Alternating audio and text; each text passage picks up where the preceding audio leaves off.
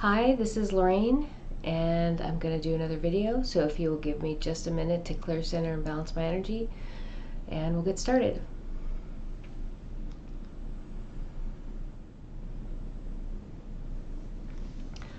Okay, so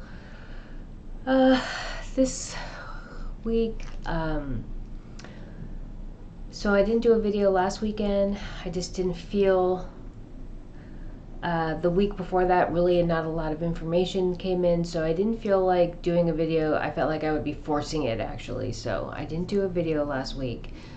Then this week, there was, this past week, I should say, was a bunch of information that came in, and so definitely I had to do a video this week, and I really did not want to do it.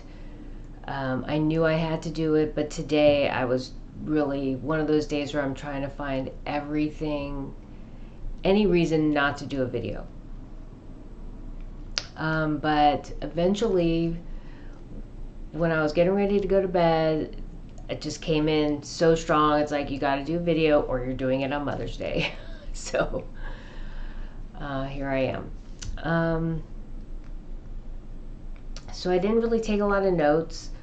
There are things that happened, and I just kind of, so I took notes, but I didn't really write out stuff. And so I have this like brief outline, I guess.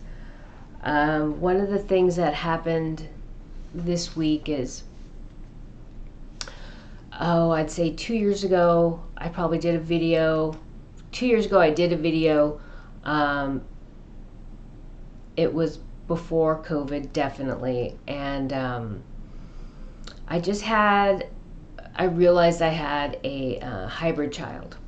I have more than one, but there's one that is not going to be part of that first wave that comes to Earth. He looks too different. And he has been coming in very strong this week, but different. Different in that he's older. His name is Balki, and I'll tell you first, I know about when he was conceived by his name, because Balki is a character from a TV show called Perfect Strangers that was out, I looked it up, between 1986 and 1993. And he was from this country that was fictitious in name, but and he came to the United States, and he was living in the big city, Balki, and with his, I can't remember if it was a family member or just a friend he met, because it's been a while, named Larry. And Balki was this very endearing character, and he was very sincere, honest, he not deceptive at all, incapable of cruelty or harm or deception, and I really appreciated who this character, this person was. And it was during a time where I had just moved out of my house, and I had all these repressed memories that were coming to the surface. I was doing therapy, trying to work out issues, and so it was a very tumultuous, traumatic time for me, because I was remembering traumas from my childhood that I had blocked out. So this character, Balki, was very endearing to me because he was not threatening. If I'd met him on the street, he would be someone I'd love to know, because there was nothing deceptive or threatening or fraudulent about him. He could only be who he was, and he was very sincere. And so when my hybrid child came to me and I knew his name was Balki, I knew exactly when that child was conceived, because it would have been at that time. It would have been, that name would have resonated with me, and it would have been something I wanted to carry with me through my lifetime, a memory I wanted to carry with me through my lifetime, a sentiment, an ideology. So I'll just tell you briefly what happened when I was first introduced to him. I was asleep. I had people, energies coming into my room all the time, physically manifesting in my room, not in my mind's eye. And I woke up, or I was awoken, and I look, and I have this pedestal fan that's next to my bed because I like to have a fan on. I like the circulation of air. And I see the shadow next to the fan. So it's about 3 feet tall. And I just thought it was a small being of love and light.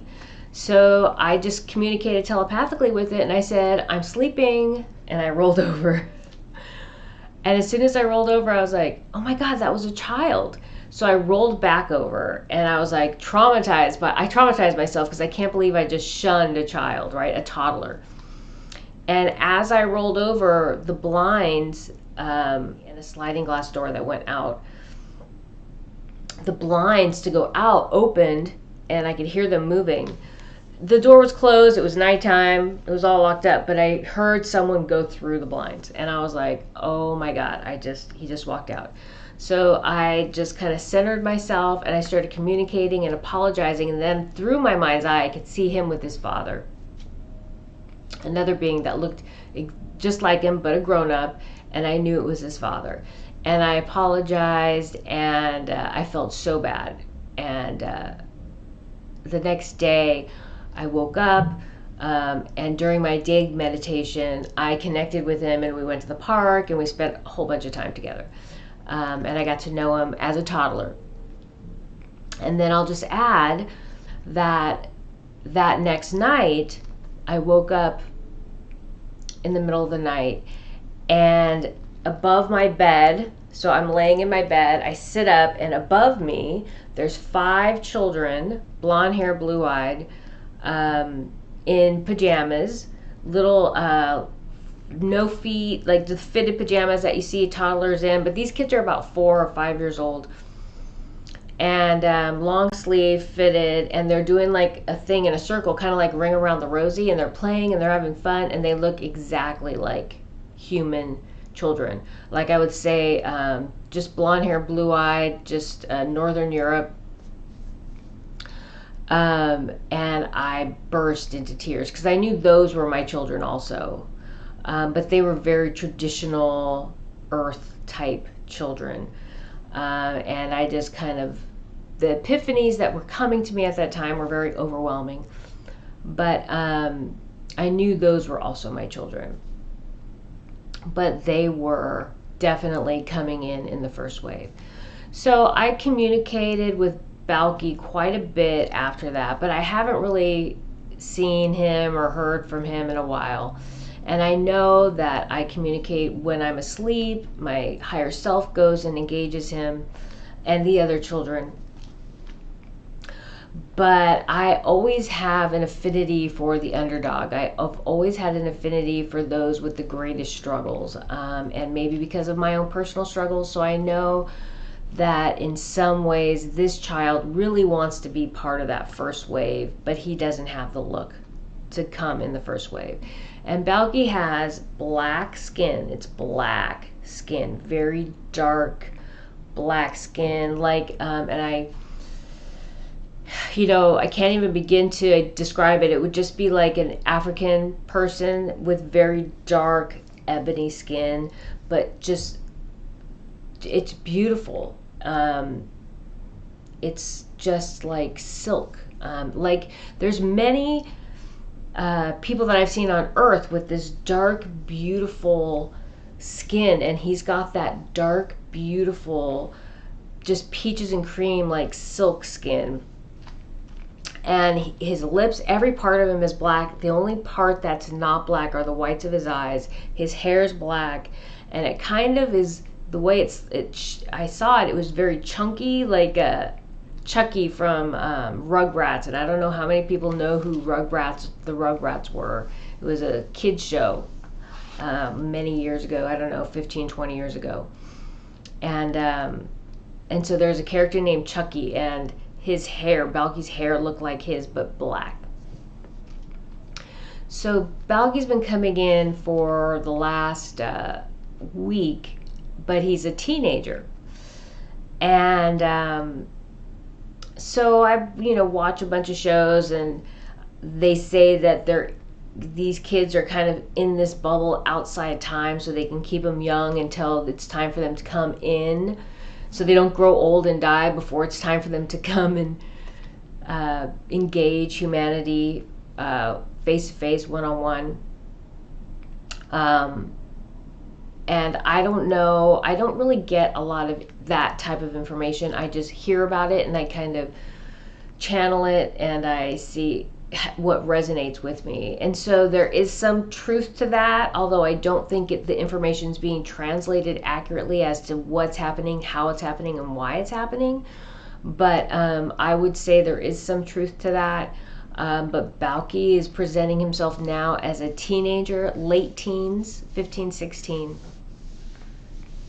And he just started coming back in to engage me. So I think there's more lessons for him to learn. My kids actually are 13, and my daughter will be 15 in June. So I think that might have something to do with it. I think he's been around to see me engage my children and learn from those experiences, how I engage them, what my expectations are for them as far as behavior and how they treat each other and the world around them, people in the world around them, what I expected for them as far as chores and keeping up after themselves in school and so on. So I think that's part of the reason, but I think it's also getting to know his place in a family, in our family, and to share love. He's just telling me right now to share your love and understanding. And he's just telling me that I have a unique perspective that he doesn't see with some of the other hybrid children and their parents. And he's saying some other stuff that's very personal about who I am and my purpose and how he wants to learn from me from that. But I don't really want to discuss that.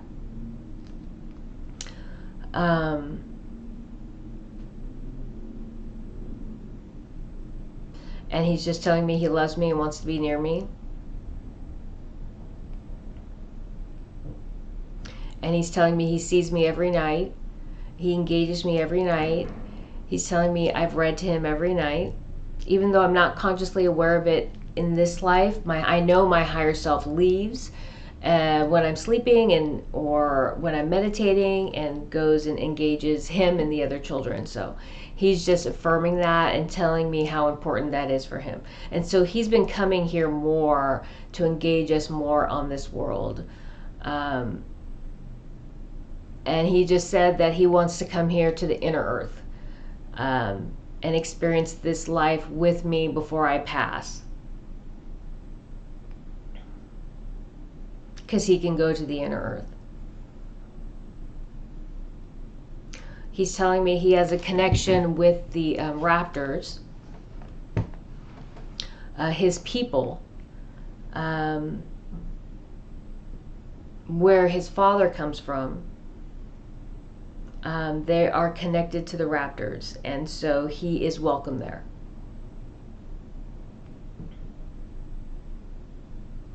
And so he wants to see me there.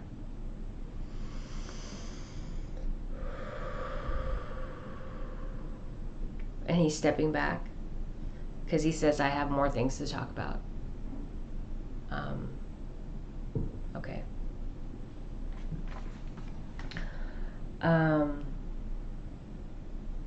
And so after I did the video 2 weeks ago, that first week was kind of, I didn't have a lot of messages coming in. I think I got a little bit of a break. I've been really fatigued and tired, but it's because I had these psychic attacks come in last week. And I think it's a result of the video.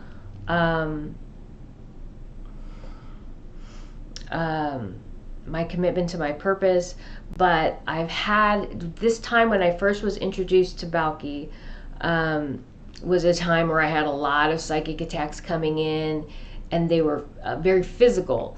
So I would wake up in the middle of the night and I would feel like there were hands on my throat, and I literally had no air. I had no air. I was about to, I was starting to gasp. And I think that's what might have waken me up, or maybe my guides woke me up. But I really had no air. I could feel the force on my esophagus. It hurt. It was sore from the force on my neck. And I would wake up, and I remember it took me about 30 seconds to get my air back. One of the times it took me about 30 seconds to get my air back. And that was very profound. And what those were lessons. And I had to learn that you can't battle against this negative energy, this negative polarity with negativity, because it empowers it. And what I learned I had to do is I had to surround it with love and light energy, and I would ask divinity, God, my angels and guides, to help this energy return to its original source of love and light energy. And if it refused, which happens quite a bit,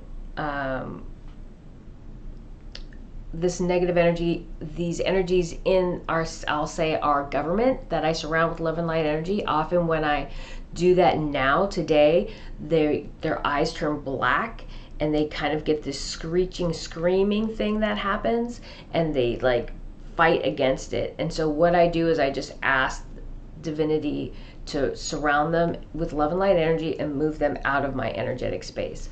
But I learned that I can't battle, I can't fight and get angry. I have to surround them with love, and I have to just remove them from my space. That's the only thing I can do. To engage them in a negative way promotes the negative energy.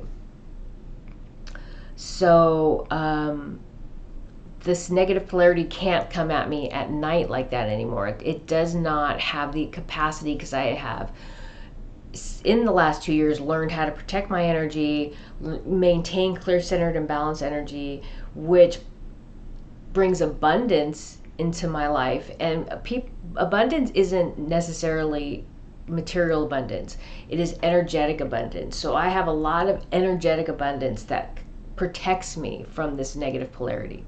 So the only way it can come at me is through people. So people who are riddled with fear, who are deeply steeped in fear, insecurity, anger, bitterness, resentment, those energies are manipulated by this negative polarity, and that is how they kind of do the psychic attacks are coming in these days. And so I had a really bad experience at work on last Wednesday, and that night I was really angry and frustrated. I felt I needed to protect myself. And so that night I couldn't sleep, but I was still just trying to center my energy because I was really upset about what happened during the day. So I just focused on centering my energy. And I have to tell you that I always have ringing in my ears. And that's just the raising of my vibration. I know that. And that night, the ringing was so loud that I couldn't hear the fan that I always have blowing when I go to sleep. I could not hear the fan. All I could hear was the ringing in my ears. And when I was laying down and I was just channeling and centering my energy, I couldn't feel my body. My body was completely numb. And I wasn't asleep. I was awake. And it was this is the first time this has happened.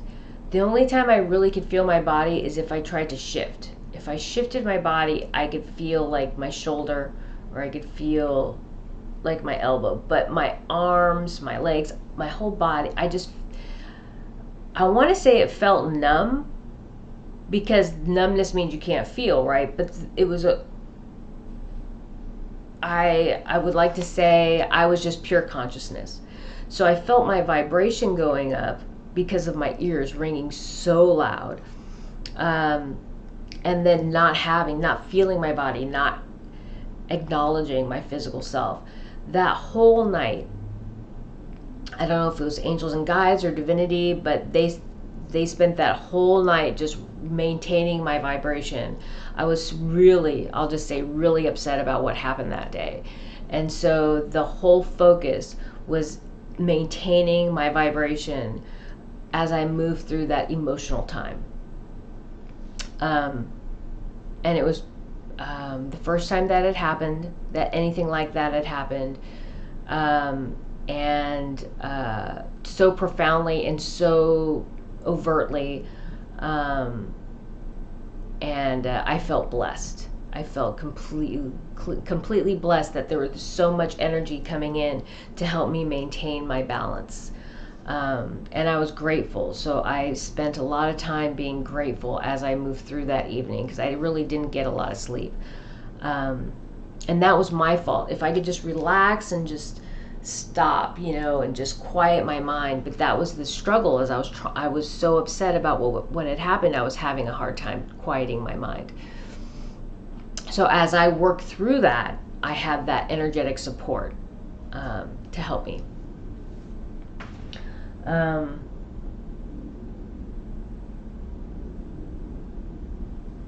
Okay, so now, so here's the things I really didn't want to talk so much about, but I have to. So when there's always messages that come in. If you pay attention to the synchronicities, you will have the same messages coming in. And every time I turned on Gaia, there's a show called E.T.'s Among Us that kept showing up, and the same episode showed up on my screen. No matter what I had it on the last time, the same episode came up. So it was season 1, episode 5. It was called Binary Code. And I like to go to the beginning and watch every episode up to 5 and then watch 5 sequentially. That's just how I like to do things. I went back to episode 1 and I started watching it, and I'm like, yeah, no, I should not be watching this. I need to watch episode 5. So, which is highly unlike me. Unlike me, I skipped episode 1 through 4 and I watched episode 5, and when I watched it, I understood why. So it went back to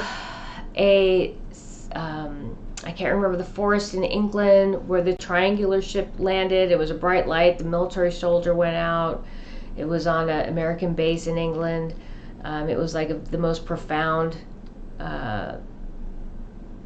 encounter that we had with something that was not of this earth. And one of the gentlemen touched the ship. We find out later on in this show, and to be quite honest, I remember this happening. I remember when this first came out. I would have been in high school at the time. But when they first started talking about it on a show that talked about ET encounters, which was not very common back then on TV, but I always seem to find these things. But I do remember it. And so this gentleman later, like 20 plus years later, talks about the information he got from it. And it was binary code. Then there's a second story about another gentleman who had an encounter, who also got binary information in a binary code that he wrote down. And a woman, Linda Moulton Howe, I think her name is, a popular investigative reporter, among many other things, found somebody to translate it. So basically what these messages were that both of them, humanity needs to become aware of their place in the universe, that there is life outside the universe. Outside of this solar system, off this planet. They need to become aware of the ancient history, our history of this earth, the wisdom, the technology that's here. We need to become aware of that. We need to evolve and grow and learn from this information. That was the main thing, which we all know. We need to become aware of ourselves outside of the paradigms that have been created on this world. They're holding us back. We're being kept in ignorance. We need to be educated and informed about what's going on outside of this paradigm, off this planet. Because we know there are people, all governments, scientists, they're being kept quiet. They know what's going on, and they're not letting the population know of this planet. There's only a select few who have this information. So the messages were everybody needs to know. And then there was another message about a takeover. And they're talking about, they could be implying that cabal, the corporate company, the corporations who actually are running the planet. Nobody knows that, but the governments are just kind of puppets. They're managers, but it's the corporations that own and run this planet. And so I want to talk about, this is what I kind of have a hard time talking about, because I know some people are so steeped in the paradigms they can't step outside and look at the big picture. And so this is for people who are ready to step outside and look at the big picture, or people who have already stepped outside and know the big picture, just to affirm what you already know.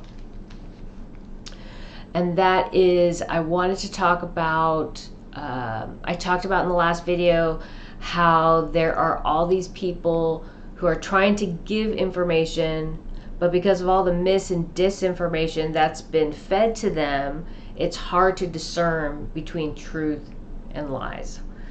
And so in this video, ET's Among Us, the episode 5, I just wanted to give examples of that, because there's a lot of good, truthful information in here. But also there's some misinformation or manipulation happening. And so one of the things is they were commenting about how these governments and how these organizations are oppressing humanity and keeping them dumb. And while they're doing that, they show a picture of Donald Trump. And that's misinformation or disinformation. It could be both, because Donald Trump is one of the reasons why we are in this place. We're better off now because he was president for 4 years than we would have been if the Democratic candidate would have come in. That is why this election with Biden went the way it did, because Trump was not supposed to win. He put a wrench in their plans.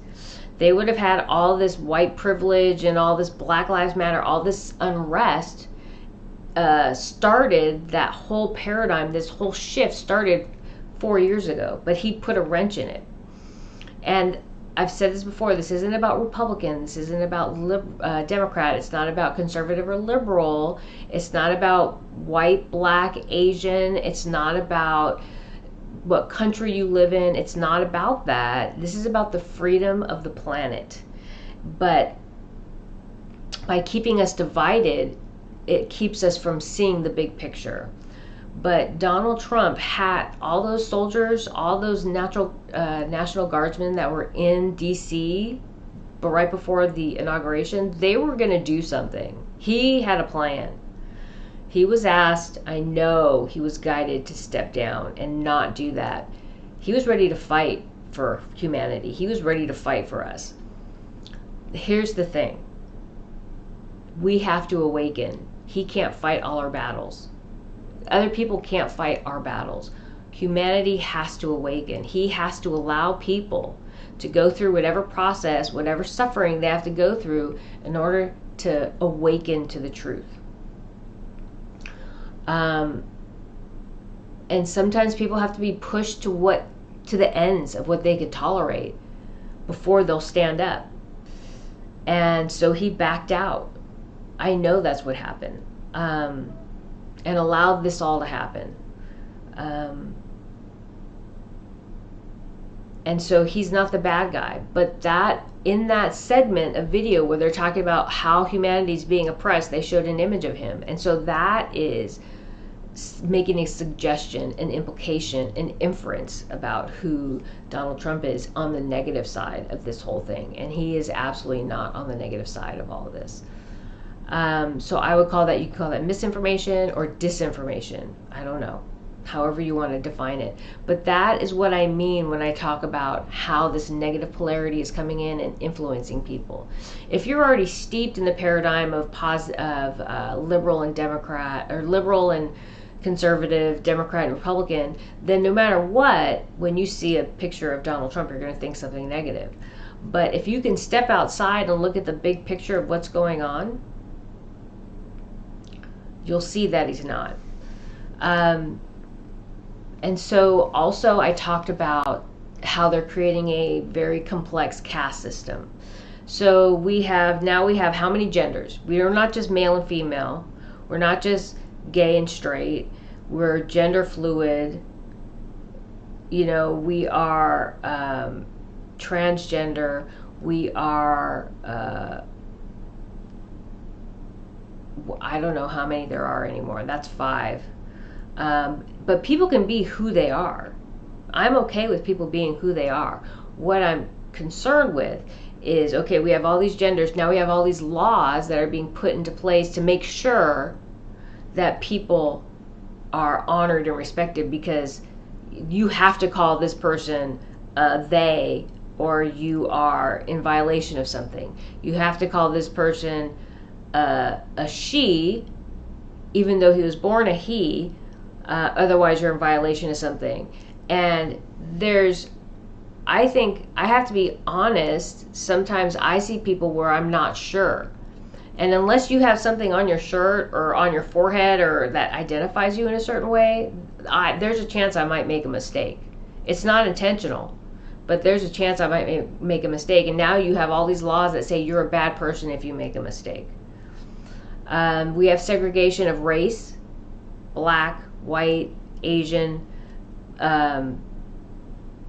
Pacific Islander, Native American. We have social classes. We have economic differences. We have educational differences. We have no high school diploma, GED, AA, BA, master's, PhD. We have tax classes. So what tax bracket are you in? What neighborhood do you live in? We have disability or no disability, okay? Physical disability, cognitive disability, learning disability. We have military, different branches in the military, civilian. We have, we can go into corporate structures. We have the receptionist, we have the secretary, administrative assistant, we have low-level managers, mid-level managers, executives, how many vice presidents are in a company now? CEO, we have chief executive officer, chief financial officer, we have a board of directors.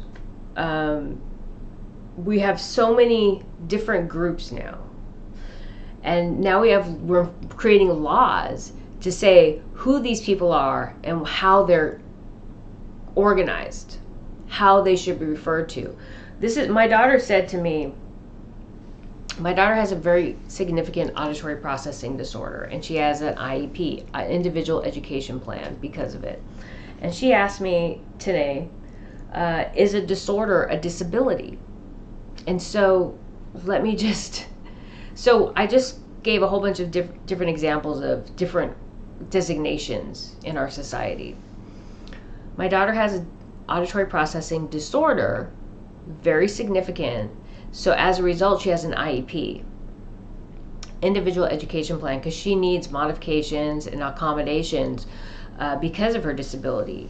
And let's say, for example, one of her accommodations is subtitles. She needs subtitles when she watches videos because she can't follow it, because she can't hear everything. And it's not because she's deaf, it's because it's a processing disorder. The way her brain processes the information is not the same as everybody else. It's a disorder the same as a disability. And I said, look, if everybody heard the same way you do, that auditory processing disorder, it would be normal. It wouldn't be a disorder because it's normal. So because you have something that's different than everybody else, they call it a disorder. Because you have this disorder and it affects you her IQ is very high, but because of the disorder, she doesn't test like everybody else, because she struggles in search. She struggles with reading. She struggles with because she struggles with ordering of information, ordering of operations because of the auditory processing disorder. People don't understand how language is so important. Hearing is so important in learning language and how you process language. But I said, so because of your disorder, you have an IEP. Now, because nobody honored your disability, your difference, there were all these laws created to support you in school. So now we have this law, ADA, for people with disabilities. Now you have to be defined as someone with a disability because you have this disorder to make sure that you get the accommodations and modifications that you need to be successful in school. That's why you're considered someone with a disability. Not because there's something wrong with you, because she's perfect. She's a beautiful human being. She's kind, considerate, respectful, sincere, honest. She's a wonderful person, but she has this auditory processing thing that defines her now as someone with a disorder and a disability. And because the schools didn't honor her learning differences, there had to be laws created to make sure that she got what she needed to be successful in school. Now we move into schools not honoring those laws, because I used to teach students with disabilities, and I don't teach students with disabilities anymore because school districts did not honor that. They would say, okay, this is what we're going to offer, and if they don't take it, they can sue us. Basically, they didn't say that because they can't say that, but that's what their actions dictated. So now we get to, if you can't afford an attorney, then you can't fight for your child's rights, because you have to front the money for the attorney. And then you have to win the case, and then the school district will reimburse you for the money you put forth for the attorney. So people without the money for an attorney, their students, even if though there are these laws put in place to support this child, doesn't matter. If they're not going to give you what those laws say you deserve, you have to sue them. And if you don't have the money, then you're not going to be able to get what your child needs, because you don't have the money for an attorney. So all these laws that are put in place to support students with disabilities, they're all fodder. The same way, all these laws that are put in place to support gender equality, race equality, all this stuff, it's all fodder, because you have to sue somebody or fight and get attorneys to get your rights honored. What we need to do, what it should be, and what it used to be in the past, is raising your children to be good, honest, sincere people, and to treat people with respect and kindness, and honor the individual and honor who they are. And that happens from parents being home to raise their children, at least one parent home to raise their child, to be there for them, explain them things, to teach them things, to deal with issues that happen in school, to work with other parents, to work with other families, to create community in our communities, which we don't have anymore. So I'm trying to explain to you how this, over many decades, this negative polarity has come in and basically broken up our society, created segregation in the name of equality, but actually is separating us even more, and as a means to control. Because to live in unity, we must be unified, not segregated. So I don't think I could say any more about that to really drive it forward. I'm just going to let that sit, and you can kind of think about that, what that means for you or how you might process that. But I need to kind of draw that picture so you can start thinking about what that means, and if any of that resonates with you. And part of that is, I think I'm not going to do it right now. I think I need to make another video about clearing and centering and balancing your energy, bringing in the light, and kind of starting to open yourself up to listen to divine guidance, because I don't want people to listen to me and be like, oh yeah, she's right, and then just say whatever she says is right and then go by that. You need to listen to what I say, what other people say, what people are in the world around you are saying. Sit with that and see what resonates with you and what you find appropriate or inappropriate, and what you want to internalize and take with you and carry with you through life to help you be the person you want to be in this world, in this lifetime. Don't follow, listen, learn, pick and choose what you want to internalize and carry with you, and use that to be the person you want to be. Be your own person. That is what we all need to be. We need to all be our own selves, individual, love, honor ourselves, and be the people we want to be, and then unify with the world around us as one. Because we're meant to be individual. We're meant to come to this world and have experiences as an individual soul or individual fractal or part of divinity, to have those experiences, but then also to unify with one another as a whole. So there's many levels to these experiences that we have in life on the material plane. Right now, in this life here on this world, the most important thing is to figure out who we are as individuals, how we honor ourselves, and how we honor the world around us in a respectful way, from a place of love, compassion, tolerance, all those things that bring about goodness in this world. That is where we are right now, because we're shifting. We're shifting, we're transcending. So the other component of this episode, it was like 20 minutes long, of ETs Among Us, binary code, is she mentioned that one of the messages was this humanity needed to become informed, and they needed to grow and change because there was this negative energy coming in. And they talked about Draco.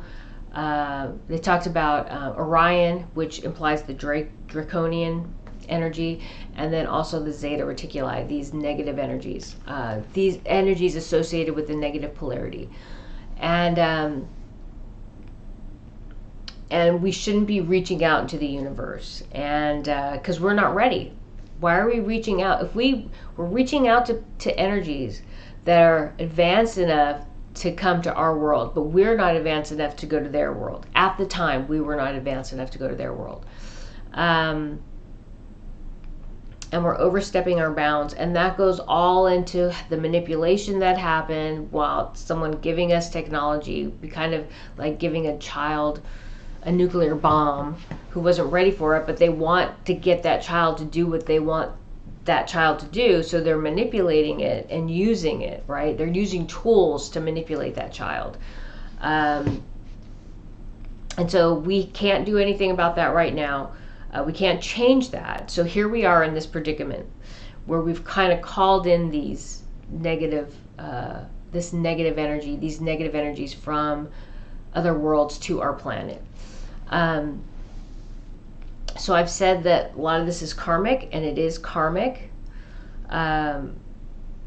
But that being said, there's another element of this mis and disinformation that's happening through these shows. It's not intentional, because these energies that conveyed this message, these messages, they're supposed to be higher, more advanced. They had this big ship and they stopped and they pulled this family out and they moved them and they gave them this information, and you know, this typical abduction story, right? And they're saying, you know, predicting an impending invasion, and as if they've moved forward in time or they know the future.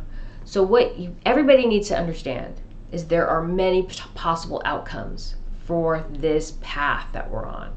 There are so many potential timelines. There are so many possibilities. But in the end, we will transcend. In the end, this world is moving into balance, whatever happens between now and then. And when I say that, the more people, as this message of us becoming aware and awakened and open to our past, this ancient history and technology, all that is true. The more awakened we become, the smoother the transition. As this negative polarity tries to hold its control on us, they repress and oppress us and keep us from awakening, that is creating more turmoil for this transition. And as people allow and give into the fear, as people allow this to happen and give into the fear, they create more turmoil between now and transcendence. And we are transcending, but there is, the message that came to me is there's many battles in a war. And so right now there are many battles that we're going through, smaller battles, before we get to the end of the war. And that's a metaphor, that's not literal. And so whatever happens, this world is transition. There's not going to be anybody taking us over. We are transcending to the light. We are transcending into balance. That will absolutely happen. How many people transcend? That's the question. The more people that awaken, the more smooth the transition, but it will happen. The other thing is, I got the message today that so there was some kind of betrayal within the military on this world, not in outside the secret space program, the secret space military complex in space, not part of the Earth space program, the one that we're unaware of, the secret space military component. This betrayal was on Earth in the military. So there is this government here in the United States, excuse me, that's driving a lot of what's going on this planet, and then there's a military component that's separate but still part of this government. And so there are certain people in play, there are certain things put into position that are happening. And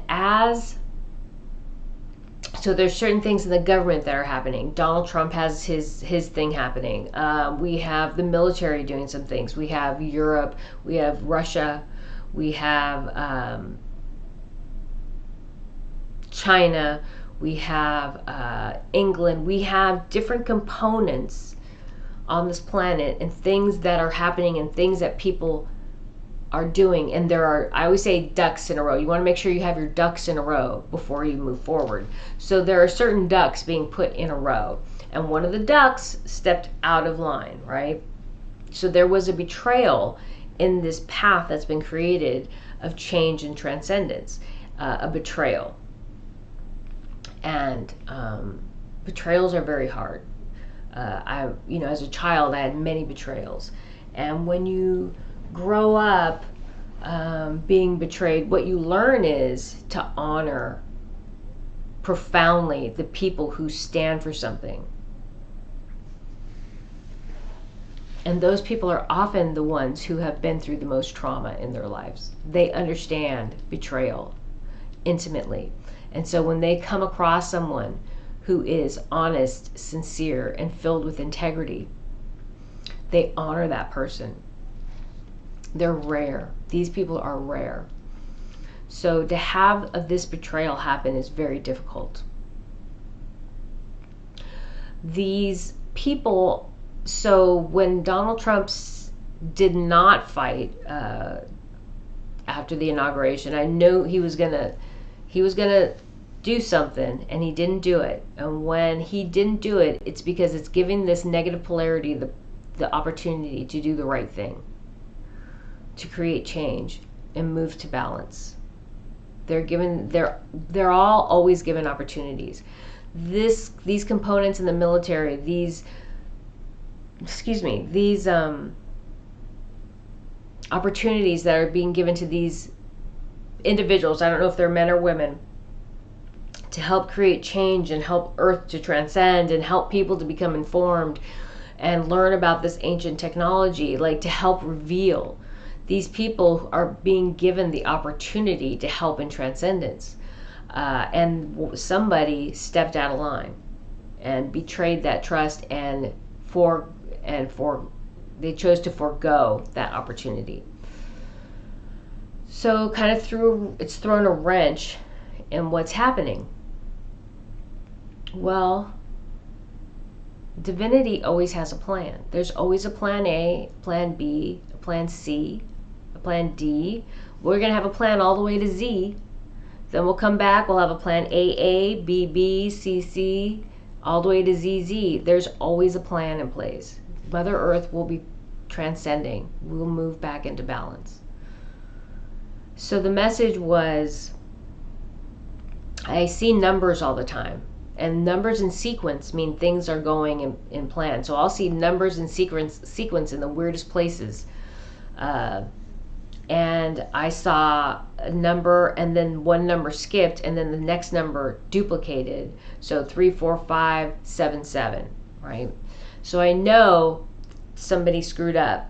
And so we have to skip 6, and we're going to 7 twice. 7 is also a very mystical number. It's a very profound number in numerology and angel numbers. So something's going to be skipped and something has to be doubled up. And it's okay. It's okay. It just means there's a change in plans. And the only thing constant in the universe is change. So that's one of the things you have to get used to when you exist, is change. So when they talk about an invasion on this show, ET's Among Us, that is an example of instilling fear through misinformation and disinformation, because these energies, these beings of love and light that shared this information, their intention wasn't to hurt us or to instill fear in us. It's to inform us so we can create change. But that's only one possible outcome of many, millions or even billions of possible outcomes. Although the outcomes, as we move closer to transcendence, the numbers of outcomes are reducing. But there are still many possible outcomes, and the outcome is going to be balance. It's not going to be, we're not going to move into the negative polarity. Mother Earth is not going to be taken over. We've just completed a cycle, and we're moving out of that into a new cycle of transcendence. So we are not going to fall. We are not going to be overtaken and put into slavery. We already are slaves. We already are slaves. So I wanted to talk about that.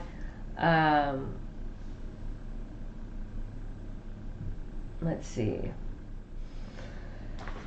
And I think that was it that I had in my notes. But I did watch something today that had a bunch of messages in it. But I think I touched on most of them. But I will say, within this message, one of the movie I was watching, The Day the Earth Stood Still, was the arrogance of humanity in thinking they could override, outthink this technology that was presented. I think humanity really needs to humble itself. I think humanity needs to look for guidance and accept that they are not the end-all be-all in the universe, and connect with their higher selves, connect with divinity, and seek guidance from that place, and allow people to come in and help and guide you, and not always feel like just because someone has higher, greater technology than you, they're out to hurt you. Because the energy that you put out is what you get back. If you're putting out fear of being attacked, you're going to receive fear of being attacked.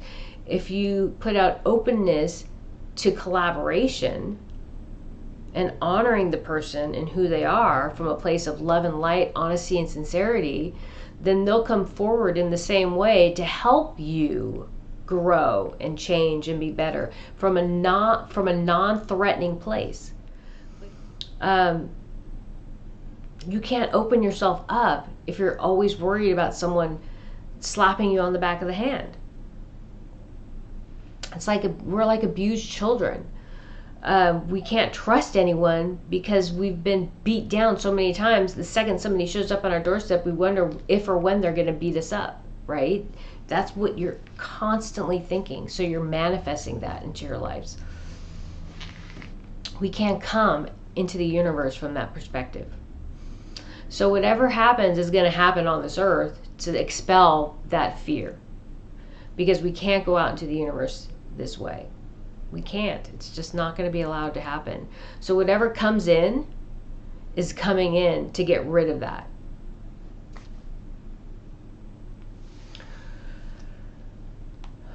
Give me a second. Let me see what comes in.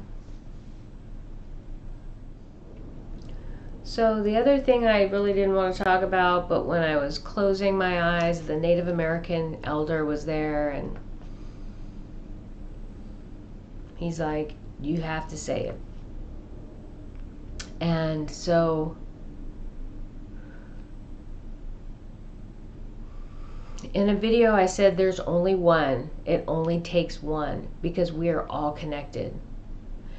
And those of us who know how connected we are can access that information. We can access that interconnectedness. And we can empower this world through that interconnectedness. And so he said for me to say, even though I know this and I don't want to talk, I don't like talking about it, but he said you have to say it.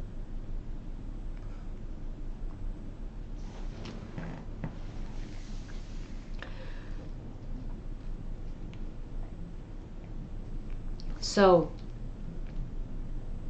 this negative energy, this negative polarity, it's not going to take this world.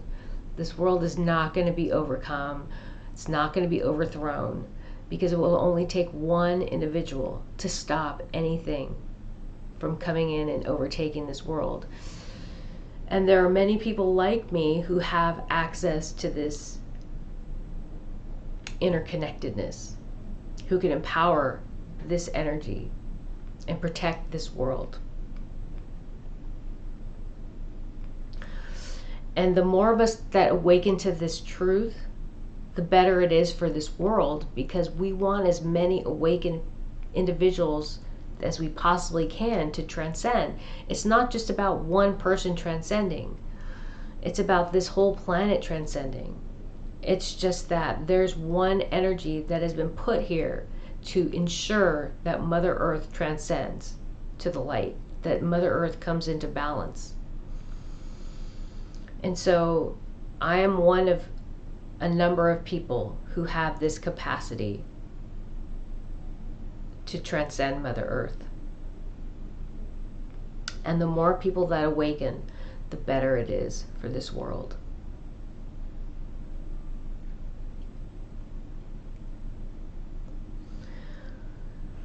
When you have absolute faith and trust in divinity, God, the creator of all things, when you know mind, body, and spirit, heart and soul, that whatever happens has a purpose, that there's a reason that it's happening, and it's not to make us miserable, it's not to destroy us, it's about informing and educating and experiencing this world and this universe from this perspective. When you can understand that, then you're in a place where you can connect and create the change on this level.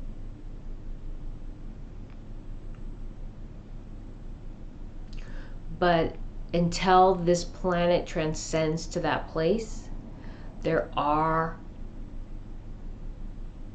those of us who are here and in place to make sure that Mother Earth transcends and moves into balance. We are here to make sure that happens. Nothing's going to stop it. Nothing will stop it. I can't say that enough times, and I can't say it with enough assurity and positivity that that is what is going to happen. Nothing can stop it.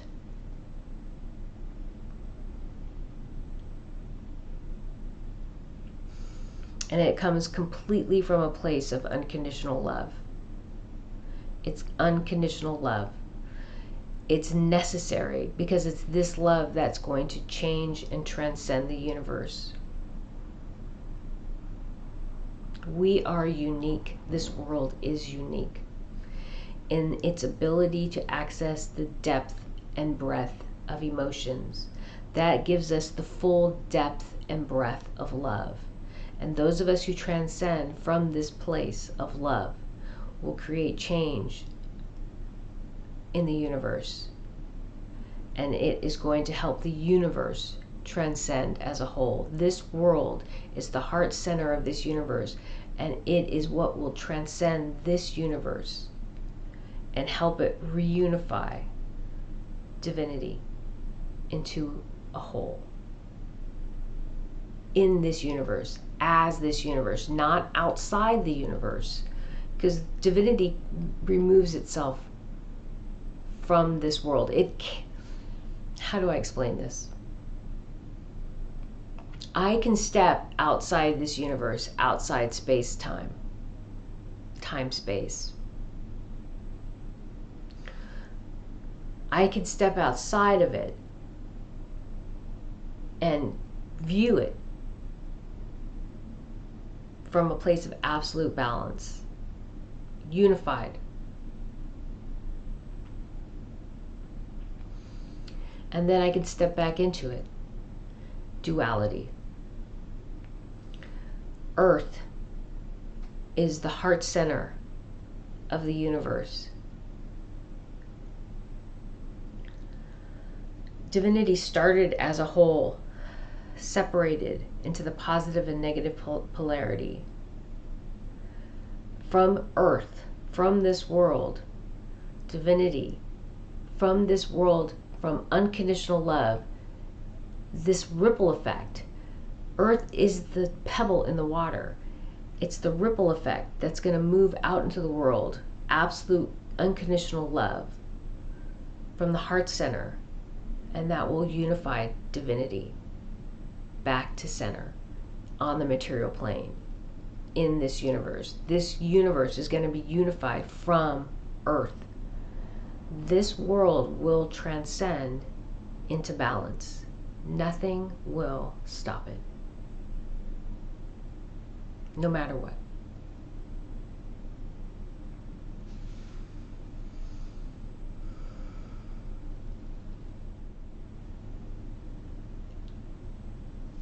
Okay, that's it. Thank you.